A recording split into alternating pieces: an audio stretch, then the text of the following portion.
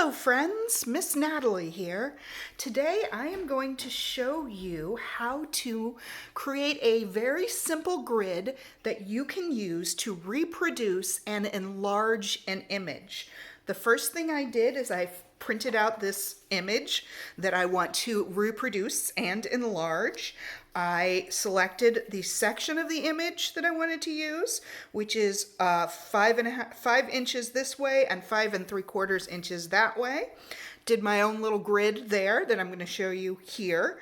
And then I made a section, it's going to end up this way, on my big paper that is twice as big as the section that I'm wanting to reproduce. So my other image is 5 by 5 3/4 inches. This is going to be 10 by 11.5 inches. And we'll talk about that a little bit more in class.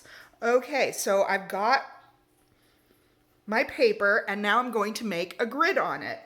And this is really easy. This grid requires only a couple measurements because it's with triangles. And I'm going to take my giant old yardstick, and the first thing I'm going to do is connect the corners. I'm just basically making lots of triangles here.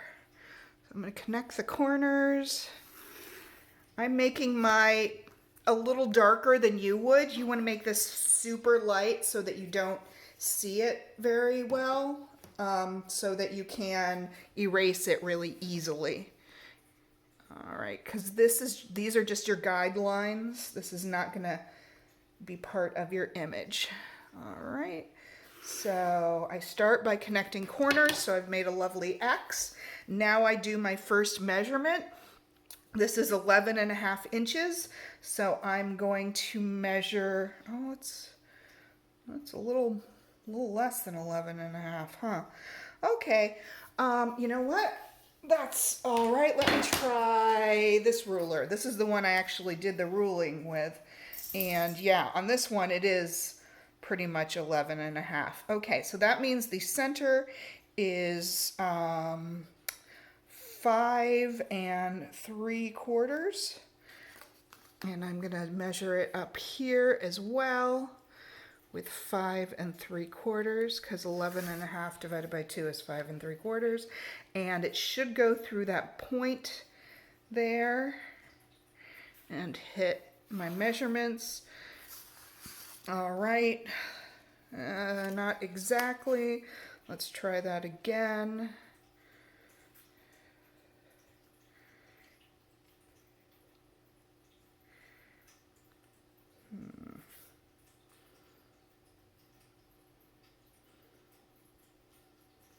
There we go. Okay, that's a little bit better. Okay, and then we've got the side, which is 10 inches, and that is pretty much perfectly, so that's 5. This will be a lot easier to measure. All right. Now, these triangles don't have to be absolutely perfect. They just have to be close enough because they're going to be a guide for you. Okay, so after I've done that, and I've made my, X and plus, as it were, now I'm just going to make more triangles by connecting corners. So I can connect this corner, that corner. I'm going to basically make a diamond shape here.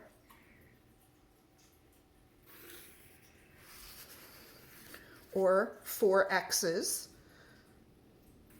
You could think of it that way. 1, 2, 3, 4 X's. Or one big diamond. And then I'm going to connect the dots that are kind of the center of the X's. So yeah, I'm going to make X's and then connect the dots in the center of the X's. So I can connect these two centers. And those two centers. these two centers.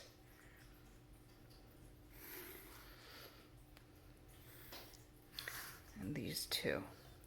The key to this grid is making as many triangles in the small piece, the one that you're going to reproduce and enlarge, as you do in the big piece of paper, the piece of paper you're going to enlarge onto. Let's see, I think that might be a little off. All right, and so with this one, I don't know, it's maybe not terribly easy to see, but I basically did 1, 2, 3, 4 across this way, and then did the X and the plus in each of those kind of rectangles that I made across. So I've got 1, 2, 3, 4 rectangles. So at this point, I just need to make sure there's an X and a plus inside each of them. So that's what I'm gonna do.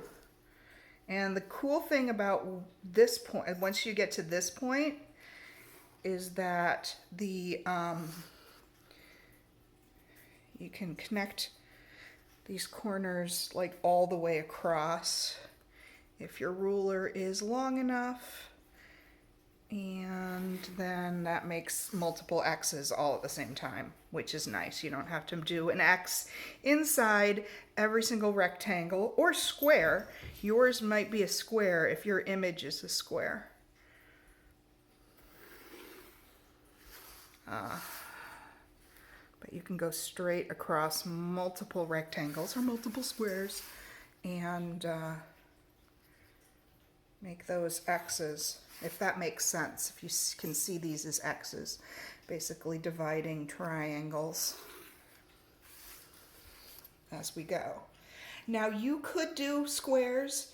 The thing about with squares is that you've got to measure every single, so you could make like 1 inch across and then 1 inch that way and then, measure it, but it's got to be perfectly parallel. Otherwise your aspect ratio gets messed up.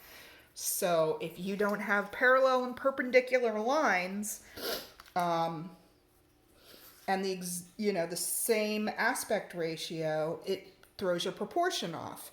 The great thing about these triangles is that you don't really have to measure them. Things will turn out proportional even without perfect measurements. All right. And I'm kind of connecting the dots, as it were, of the inside of these X's. And I'm almost done. Just need to do the dots of the inside of those X's. And I'm kind of lucky that my piece isn't too big. And I can just use a regular 12-inch ruler instead of having to use that unwieldy yardstick. So this is the same process I did on my my original image.